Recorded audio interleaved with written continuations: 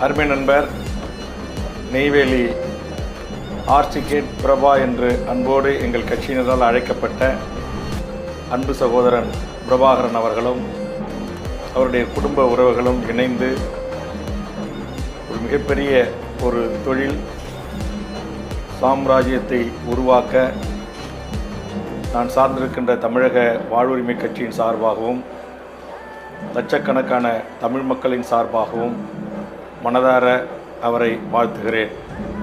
அவரால் தொடங்கப்பட்டிருக்கின்ற இந்த Prabha silk house என்பது சேலத்தில் தொடங்கி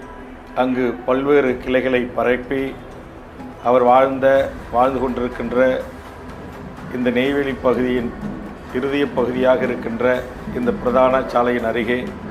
இந்த பிரபா சில்க் ஹவுஸ் என்கிற இந்த ஜவுளி வியாபாரத்தை குறிப்பாக பெண்களுக்கான